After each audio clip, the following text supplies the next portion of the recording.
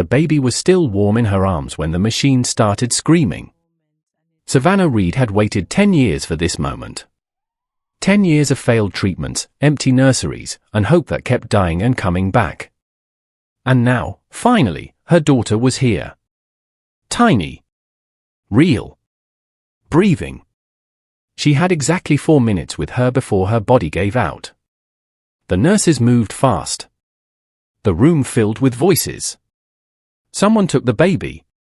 Someone else was calling a number that meant something was going very wrong. Savannah tried to hold on. But the darkness came anyway, fast and total, and the last thing she felt before it swallowed her was the absence of that small weight in her arms. She did not know, as she lost consciousness, that losing the baby from her arms was not the worst thing about to happen to her. The worst thing was already waiting. And he was standing right outside the door. By the time the sun came up the next morning, the news had already spread everywhere. Savannah Reed, founder of Reed Global Investments, one of the most powerful women in the country, was in a coma.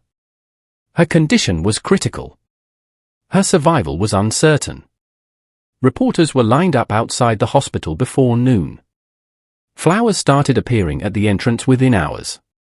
Women who had never met Savannah but had followed her for years stood outside in silence, because Savannah Reed was not just a billionaire.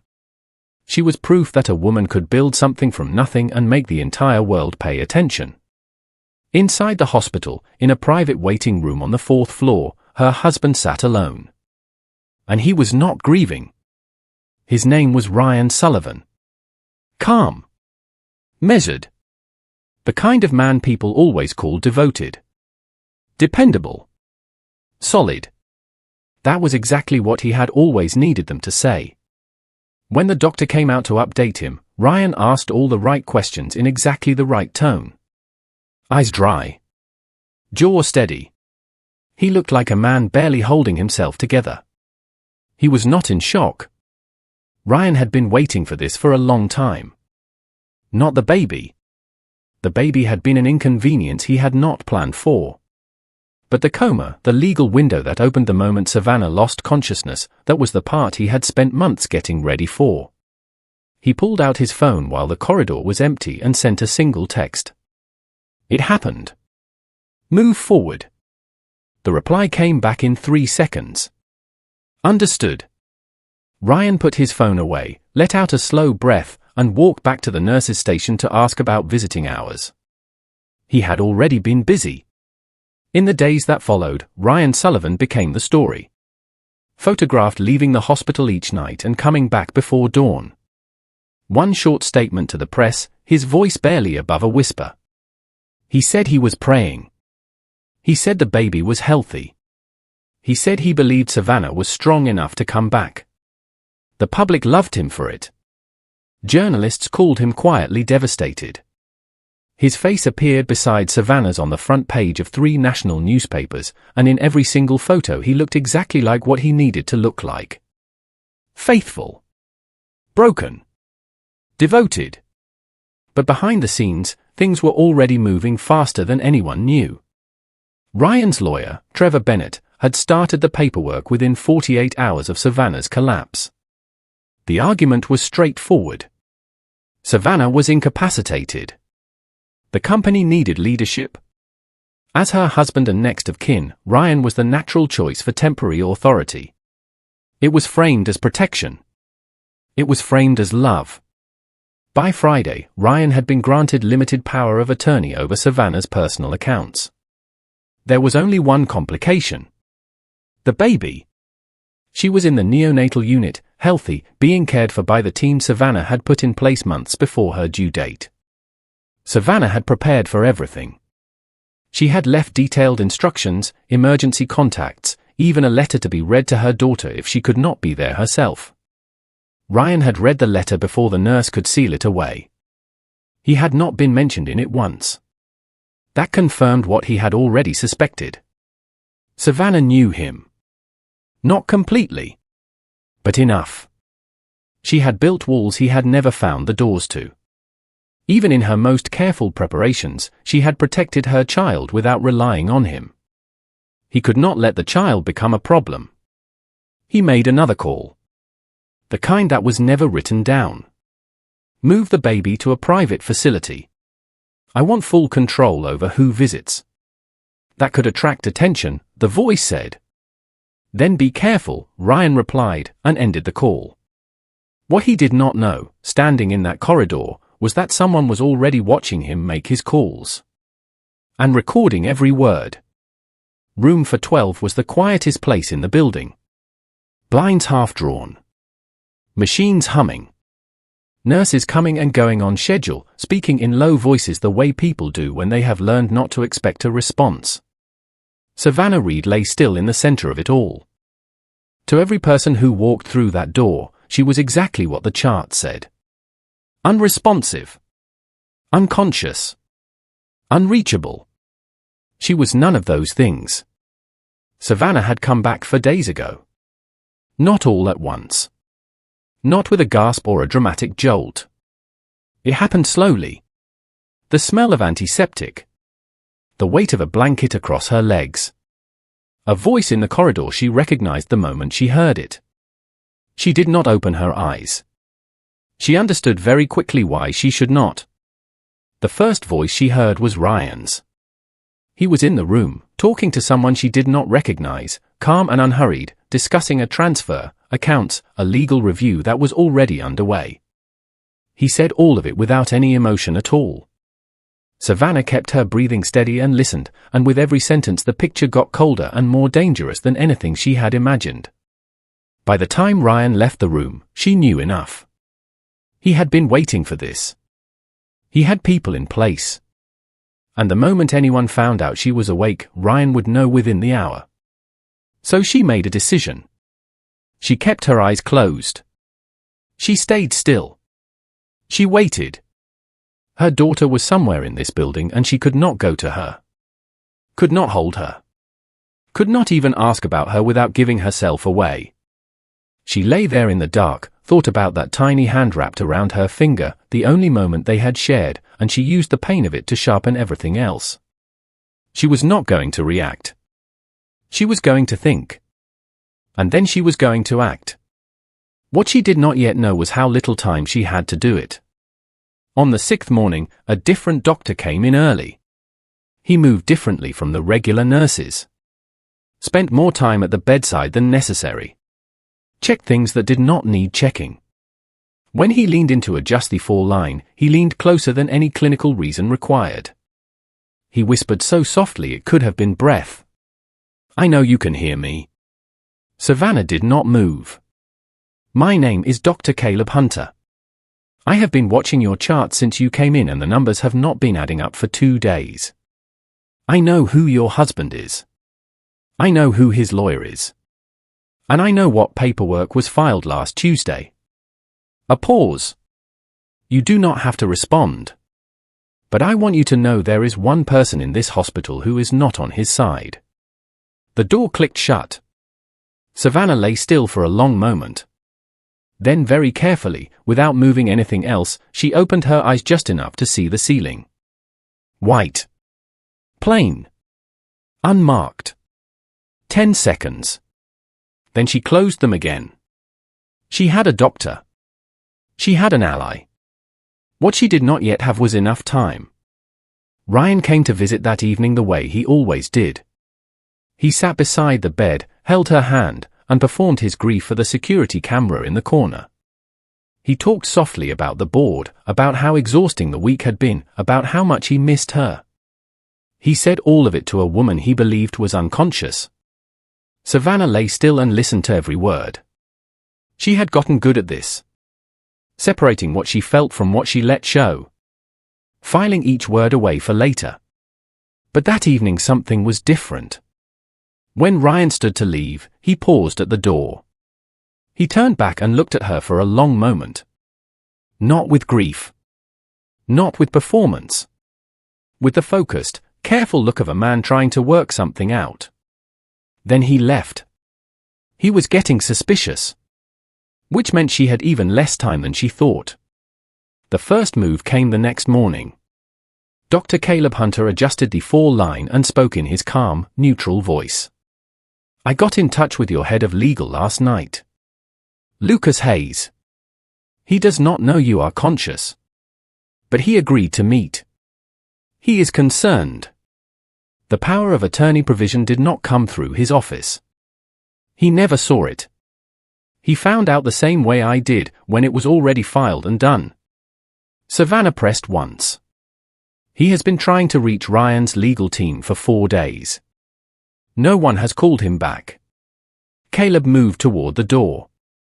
Before he left, he asked me one question. He asked whether there was any possibility you could still be reached. He did not wait for a response. He left. Savannah thought about Lucas Hayes. 7 years beside her. 100 hard rooms. Never once backed down. He was looking for her. But the thing she needed to know was whether Ryan already knew that too. That afternoon, Ryan came early. He was not alone. The second man was introduced to the nursing staff as a neurological specialist. His name was Dr. Adrian Parker. His credentials were presented at the nurse's station with quiet confidence. He was not a neurologist. Caleb confirmed it within the hour. The license number belonged to a Dr. Adrian Parker who was currently working at a hospital in another city and had no knowledge of any consultation here. He documented everything, printed 2 copies, locked one away in the private records cabinet he had been using for the past 3 days. In the room, the man spent 11 minutes at Savannah's bedside. He checked no equipment. He reviewed no charts. He just stood there and looked at her the way someone looks at a problem they cannot quite figure out. Then he lifted her right eyelid and held a small light to her pupil. 3 seconds. Then the left. Savannah had prepared for exactly this. In the months before her pregnancy, she had lain in the dark at home and trained her body to perform a specific, controlled non-reaction to light. She had not known precisely what she was preparing for. She had just known she needed to be ready. It worked. But only just. The man made a brief note and left. Savannah lay completely still for 20 minutes before she let herself exhale. That had been the closest it had come. And the fact that Ryan had sent someone to test her at all meant he was no longer just being cautious. He was moving to the next stage. Whatever that stage was, she had very little time to figure it out. Caleb came that evening with news that changed the timeline completely. Ryan requested a formal neurological reassessment. External team of his choosing. Already approved by the hospital director.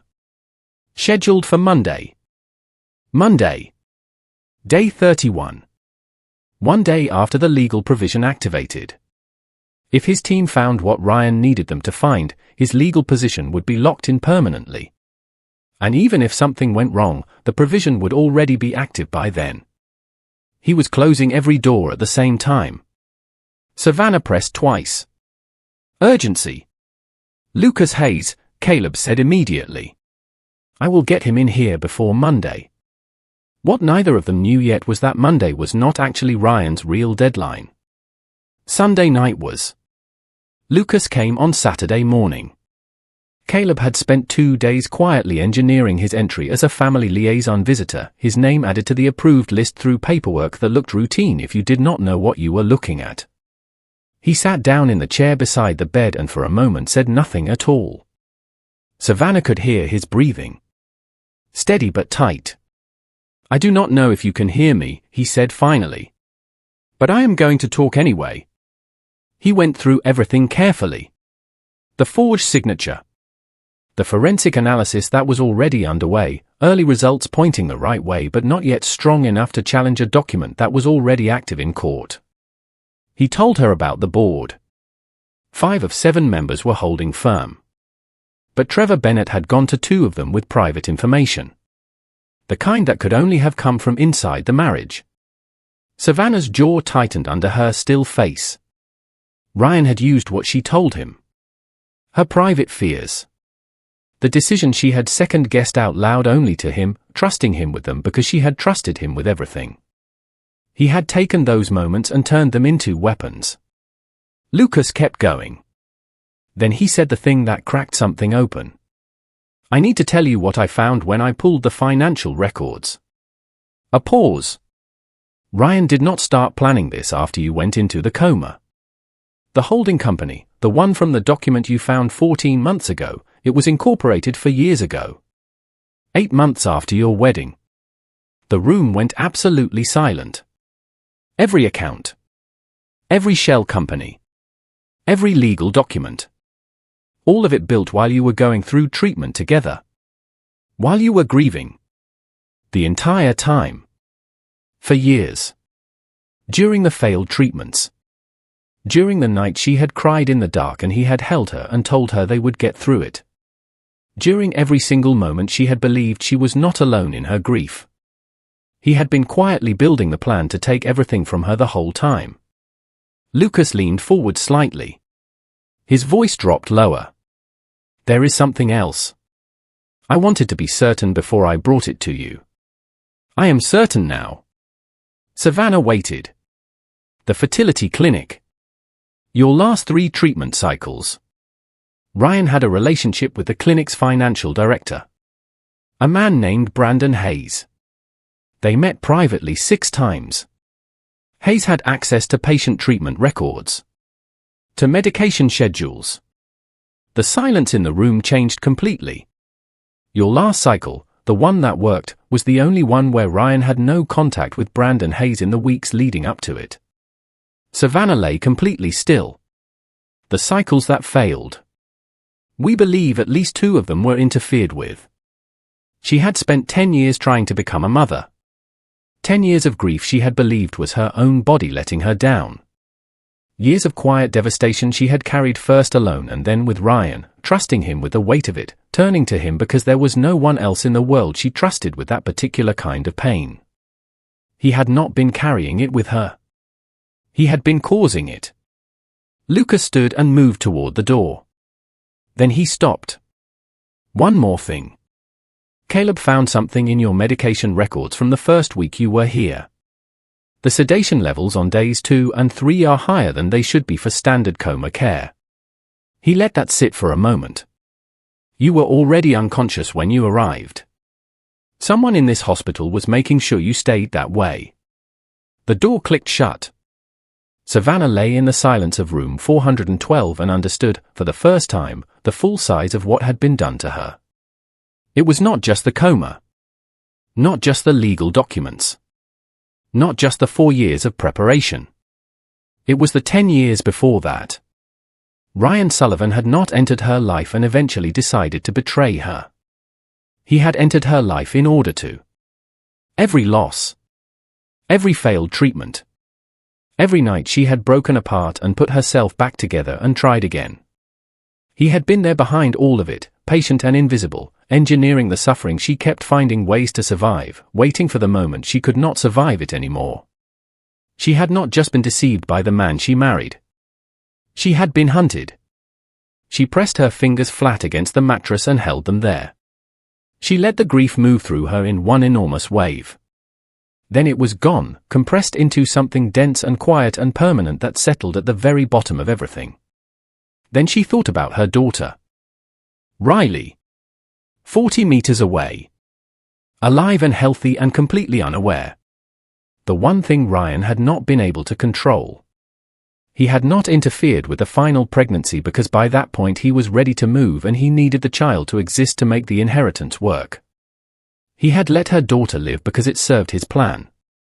And that one calculation, the only moment his cruelty had accidentally lined up with her survival, had given Savannah everything she needed. A daughter. A reason. Enough. She pressed the call button once. Steady and deliberate. But Caleb did not come. 5 minutes passed. Then 10. Something was wrong. The footsteps came at 11:43. Wrong. Too deliberate. Too evenly spaced. The footsteps of someone who had already made up their mind and was not second-guessing anything. There were 2 of them. One stopped near the door. The other came to the bed. Savannah kept her breathing slow and even. The person standing over her was not Ryan. She knew his presence by now, the particular weight of it, the scent of the same cologne for 6 years. This was someone else entirely. She heard something being taken out of a bag. She heard the quiet adjustment of the fall line. And then she understood. This had always been the plan. The legal documents, the power of attorney, the forged signature, all of it was meant to run alongside this. One track visible and on paper. The other leaving nothing behind. Something that would look afterward like a natural decline. Ryan had never intended to take her company while she was still alive. He intended to take it after? Savannah had about 30 seconds. She could not fight. Her body was still too weak. She could not call out without destroying the only advantage she had left. If she gave herself away now, to these two people, she would not make it to morning. 20 seconds. She slid her fingers 2 inches across the mattress to the call button Caleb had moved 3 days ago, placing it directly under Savannah's right hand during a routine check. No explanation.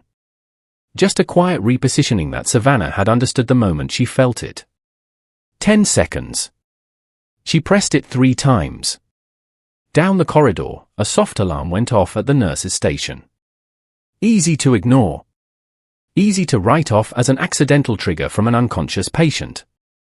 But the nurse on duty was Dylan Carter. 11 years on this floor. And Caleb had quietly asked him 3 days ago to take every single alert from room 412 seriously, no matter what time it came. Dylan reached the door in under 40 seconds. The two men had just enough time to rearrange themselves into something that looked like it belonged there.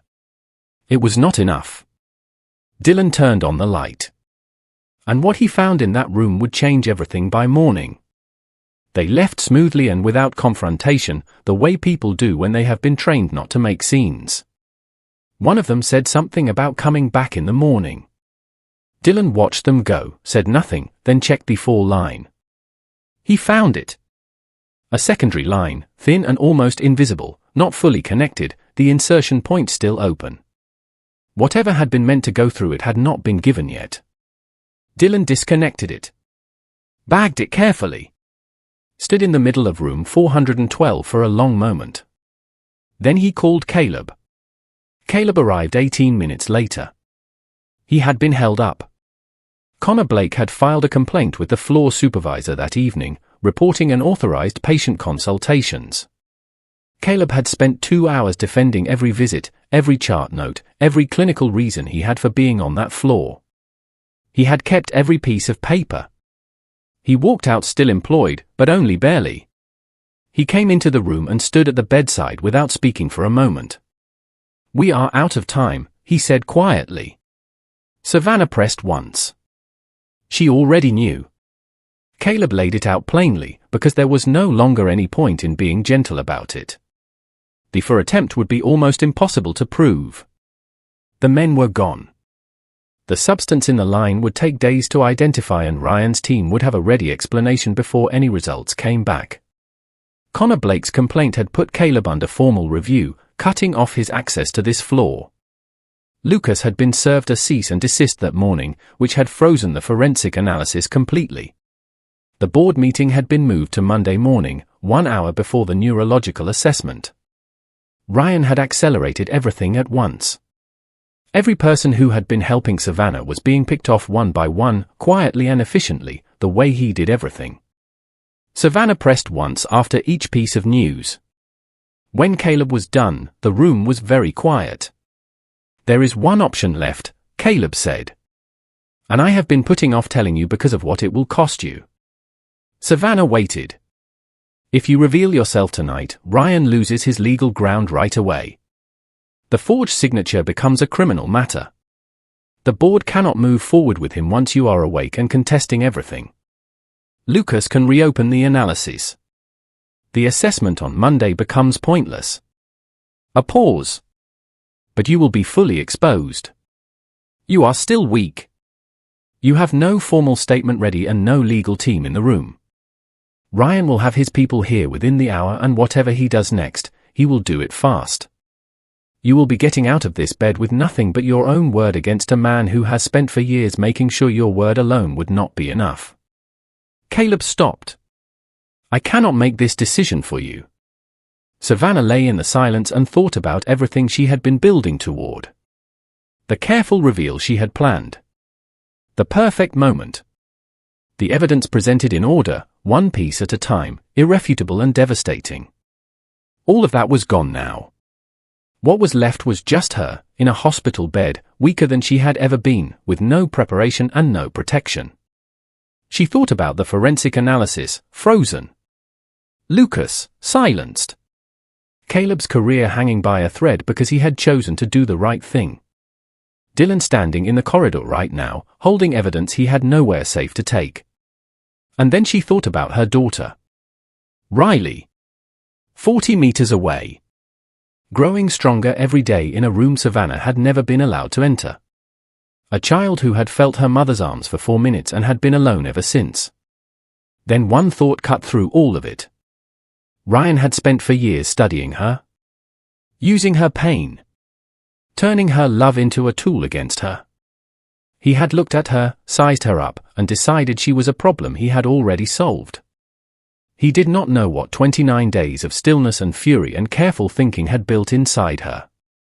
He did not know that everything he had done, every document, every move, every piece of information she had absorbed lying motionless in this bed, had been preparation.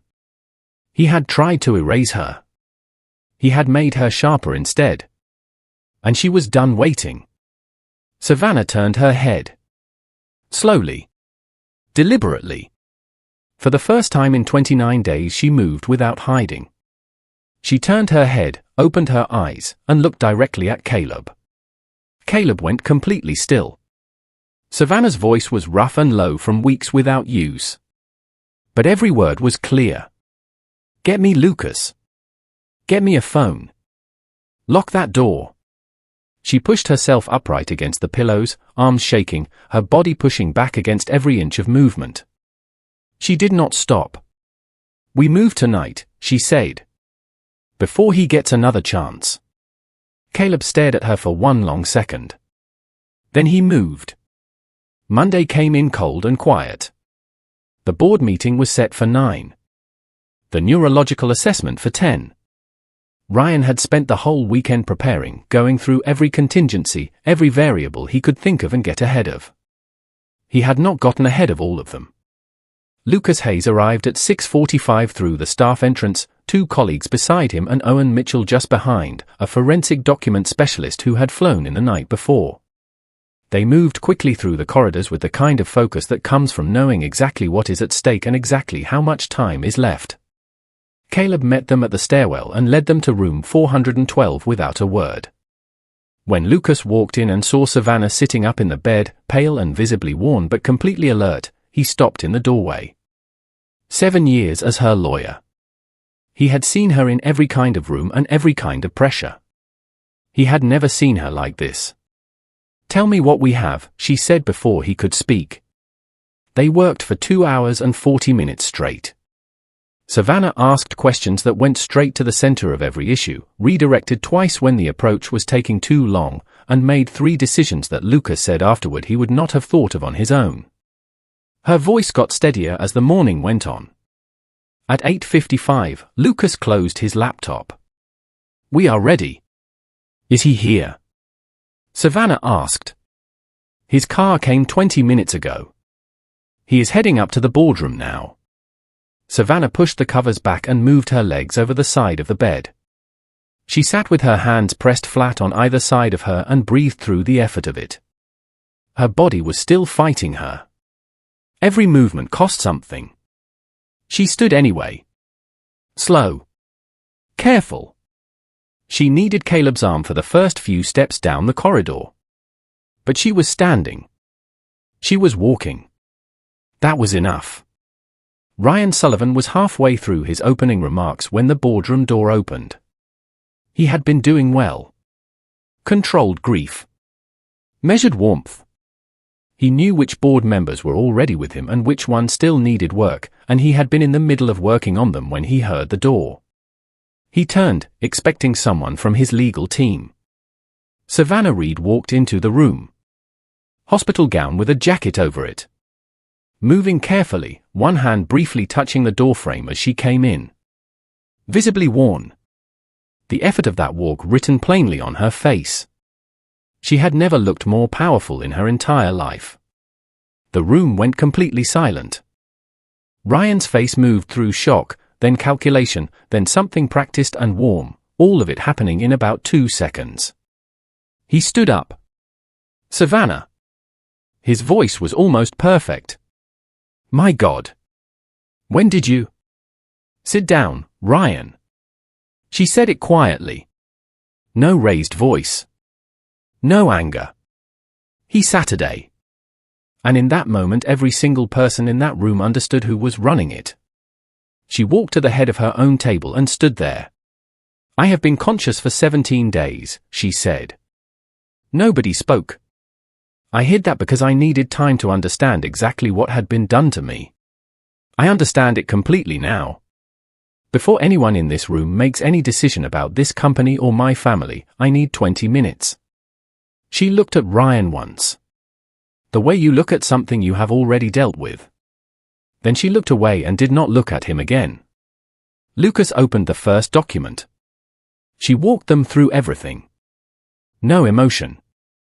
No hurry. The holding company, set up 8 months after her wedding. For years of financial transfers, each one small enough to avoid attention, all of it catastrophic when you laid it out together. The activity picking up sharply the moment her pregnancy was confirmed, because that was the moment Ryan understood that the window he had been building toward for 4 years was finally open. Then the power of attorney document. The clause her legal team had never seen. The signature with her name on it that she had never written. Owen Mitchell walked them through the forensic analysis, finished overnight. Forgery. Backdated. Filed without any involvement from her legal team. 2 board members were already on their phones. She walked them through Brandon Hayes. The fertility clinic. 6 private meetings. The medication records that should not exist. 2 treatment cycles the forensic medical team believed had been deliberately interfered with. She let that sit in the room for a moment. Every person sitting at that table understood what it meant. They were looking at a woman who had spent 10 years fighting to become a mother, and they were understanding that at least 2 of those years had been taken from her on purpose, by the man who sat beside her through every single loss and held her hand and told her they would get through it together. Then she walked them through Sunday night. The secondary fall line. The 2 men who came and left. Dylan Carter came in from the corridor when Lucas nodded to him, the sealed bag in his hands. Owen Mitchell placed it on the table. Jason Walker, who had taken over from Trevor Bennett, stood up from his seat against the wall. "This is completely unsubstantiated. My client has no connection to any of." "Sit down," Lucas said. Jason Walker sat down. "Connor Blake. His employment history. The payments running through the holding company subsidiary. The message timestamps lining up exactly with Ryan's hospital visits and every move made against Caleb and Lucas in the days that followed." She put the printed records on the table. "Step back. I am asking this board to do 3 things. Cancel the authority given to my husband under a fraudulent document. Restore full legal standing to my head of legal. And call the police." She looked at Nathaniel Ross. Board chair. 12 years in this room. A man who had never once made a decision from anything other than what he genuinely believed was right. Nathaniel looked at Savannah. Then he looked at Ryan. Ryan had not said a word since he sat down. He had watched the whole presentation with that controlled stillness Savannah knew so well, the look of a man quietly figuring out which version of events might still be usable. There was only one move left. They both knew it. "Nathaniel." His voice dropped into something that sounded like real pain. "I need you to understand what the last few weeks have been like. Watching her in that room. Not knowing if she was ever coming back. Everything I did because I loved her. Someone had to keep things together and I was the only one who." Ryan. One word from Savannah. Quiet. Calm. Final. He stopped. She put the last document on the table and slid it to the center of the room. A printed transcript. Audio recording. Timestamped. For minutes and 17 seconds. Ryan Sullivan and Trevor Bennett, recorded in the hospital corridor just outside room 412 on day 3 of Savannah's hospitalization. In it, Ryan talked through the forged signature, the power of attorney clause, the Sunday night plan, Brandon Hayes and the clinic, the sedation levels in week 1, the nursing agency that had his daughter surrounded on the restricted floor. He went through all of it the way he went through everything. Calmly. Efficiently. Like he was talking about logistics. Like none of it involved a person he had once asked to marry him. The transcript had come from a small digital recorder Caleb had placed behind a hand sanitizer unit on the wall on day 2, after he noticed that Ryan always made his calls in the same stretch of corridor. Ryan had made a lot of calls there. Caleb had kept every single one. The boardroom was completely quiet. Then one board member stood up. Then another. Then Nathaniel Ross got to his feet, slowly and deliberately, and started to clap. Not the polite kind. Something slower and more deliberate than that. Something that said, "We know what it took to walk through that door this morning, and we are standing up because you are." One by one, every board member stood. The only person still in his seat was Ryan Sullivan. He sat there in the middle of the room while every person around him stood for the woman he had spent for years trying to destroy. He had nowhere to look. Nothing left to perform. Not a single version of events remaining that could help him now. He looked at Savannah. She was standing at the head of her own table, in her own company, with nothing in her hands but the truth. She did not look back at him. She did not need to. Nathaniel Ross sat down, picked up his phone, and called the police. Not run when they arrived. He sat with Jason Walker's hand on his arm, holding on to the performance until the very last moment. When the officers walked in, he finally looked at Savannah one more time. No remorse. No guilt. Just the cold, flat recognition of a man who had played the longest game he knew how to play, and lost it to the one person he had never fully understood. She met his eyes. She did not give him anger. She did not give him pity. She gave him nothing at all. And that nothing was the only thing she needed to say to him personally. They led him out. The door closed. For the first time in 6 years, Savannah Reed breathed the same air as her own life without anyone else in it. Ryan Sullivan was convicted on all 5 counts. Savannah was not in the courtroom when the verdict came in.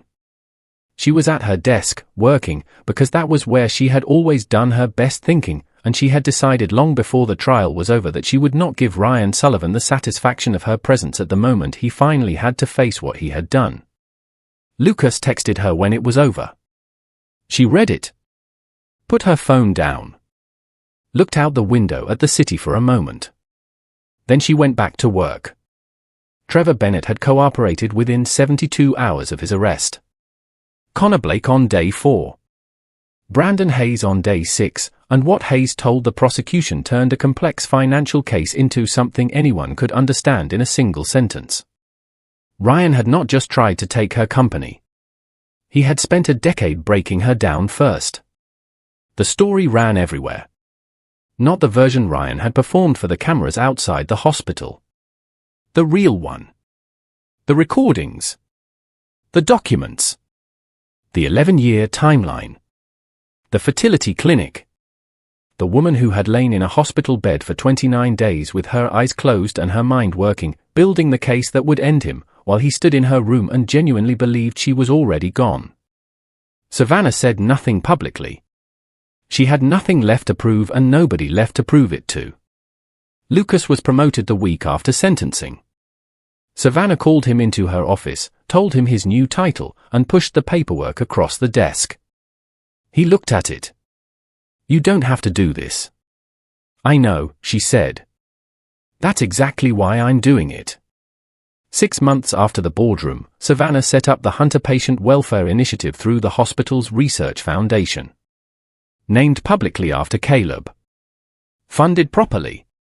built specifically to create the kind of institutional protections that had not existed when a junior doctor had to risk his entire career to do the right thing alone in a hospital corridor in the middle of the night. When Caleb found out, he called Savannah from the hospital parking lot and could not find words for a moment. "You didn't have to do that," he finally said. "No," Savannah said. "I didn't." Dylan Carter got a personal note from Savannah. 3 sentences. He read it once, folded it neatly, and put it in the drawer where he kept the things that actually mattered to him. Then he went back to work. That was Dylan entirely. On the night the verdict came in, Savannah did not watch the coverage. She was in the nursery, sitting in the chair beside the crib in the dark, listening to her daughter breathe. She thought about the 10 years of trying. The grief. The losses Ryan had engineered and the ones that might have been real, and the fact that she would probably never know for certain which were which. She thought about how it did not matter anymore, because everything that had survived all of it was sleeping 2 feet away from her. She thought about room 412. The dark. The stillness. The particular kind of discipline it took to lie completely still while the person you had trusted with your most broken places stood in your room and talked about your disposal like it was something to manage. She had survived that. She had done more than survive it. She rested her hand gently on her daughter's back and felt her breathing. Steady and slow and easy. "It's done," she said softly. Not to anyone in particular. Just to the room. Just to the part of herself that had been holding on since the moment she woke up in that hospital bed and understood what was coming for her. "It's done." Riley made a small sound in her sleep. Savannah looked at her daughter's face in the dark. This child who had come into the world in the middle of a war and had absolutely no idea she had already survived it. This child who had her mother's eyes and, Savannah was fairly sure, her mother's stubbornness and her mother's absolute refusal to accept that something was over before it actually was. She leaned forward and pressed a kiss so light it was almost nothing to the top of Riley's head. "I've got you," she whispered. "I had you the whole time. Even when you didn't know it." She sat back in the chair and reached over and turned off the lamp. She did not leave. She sat there in the dark with her daughter, in the home she had fought to keep, in the life she had refused to give up, breathing slowly and quietly and completely still. Not the stillness of someone hiding. Not the stillness of someone waiting. The stillness of a woman who had fought the hardest fight of her life in the quietest way she knew how, and had not lost a single thing that truly belonged to her. The stillness of a woman who had won. And who was finally, completely done.